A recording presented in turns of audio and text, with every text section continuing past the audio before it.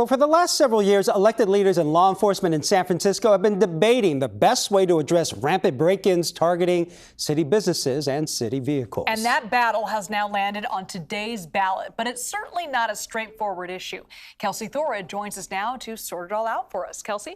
Hey guys, yeah, so Prop B is an interesting measure because it's on the ballot, but even if it passes, it doesn't guarantee that there will actually be fully funding for the police department. Now, instead, it will allow the city to create a 5-year funding plan if and only if voters approve a new tax in not tonight's election, but a future election. Now, supporters say this is the responsible way to fund a police department when the city remains in a budget deficit.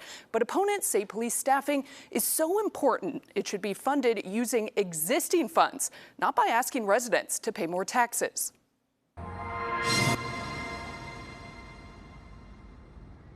Lanier Coles has lived in San Francisco for over 2 decades and says crime in the city has gotten so bad she feels like she always has to be on guard. I'll give you an example. Like, I'm taking my son to a baseball practice, but we need to stop at the grocery store. I make him take all of his equipment into the grocery store in fear that if we leave the baseball bat in the car, we will be robbed. Lanier's not alone. Supervisor Matt Dorsey says many people have contacted his office complaining about the direction the city is going. As a supervisor who represents the downtown of San Francisco, which includes the convention center and hotels and the Warriors and the Giants, a city that has so much of its economy rooted in being safe and welcoming and clean, we can't afford not to solve our police staffing problem. Supervisor Dorsey has long been an advocate for increasing police staffing in the city. He spent much of last year working on a measure that would create a 5-year plan to get SFPD fully staffed. Retail theft, street conditions, drug dealing, public drug use, all of that is because we don't have a police department that's large enough to be policing a city the size of San Francisco. SFPD has said it's down more than 550 officers, about 25% short of the number of officers needed to meet the city's workload demand. Supervisor Dorsey's measure looked to increase that staffing using existing funds from the city's $14.6 billion budget. But last fall, during the approval process, Supervisor Asha Safai added in, with the support of a majority of the Board of Supervisors, an amendment that required Dorsey's measure be funded by a future tax that must first be approved by voters. The new measure, with that added amendment, is now known as Prop B on San Francisco residents' primary ballots. If we're going to do this proposal, we need to have a revenue source. We need to, very similar to Prop 1 that Governor Newsom is proposing, we'll go back to an existing funding source. We can repurpose that and we can dedicate it toward recruitment and increasing the number of officers. Supervisor Safai says Prop B is a common sense way to fund a fully staffed police department without forcing the city to cut funding to other programs. We're facing an $800 million and growing deficit. So we would never want to take money out of our general fund and dedicate it to something like this and see a reduction in other really important services like senior services, after-school programs, and all that's beginning now.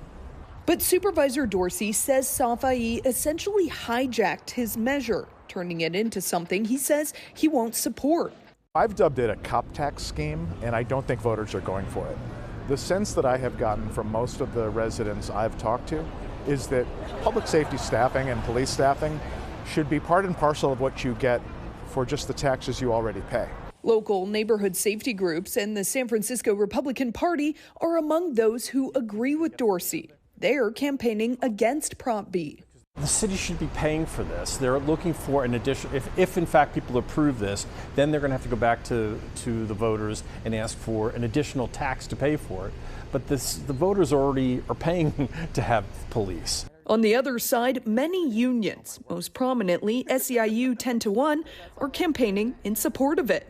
We want to make sure that any money that's coming out of the general fund encompasses or is inclusive of everybody that's involved in the public safety net, which includes 911 dispatchers, of course, police, fire, mental health workers, our nurses, and a lot of other moving parts that are included in public safety.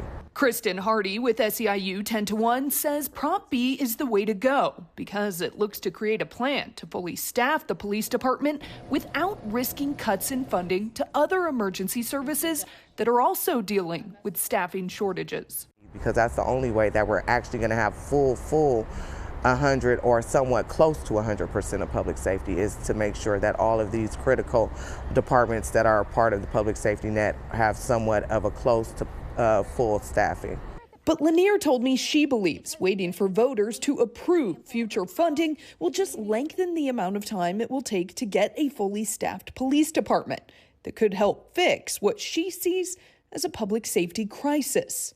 We are all fed up with our cars being broken into, our bicycles being stolen, and our local shop owners having to deal with vandalism on a regular basis.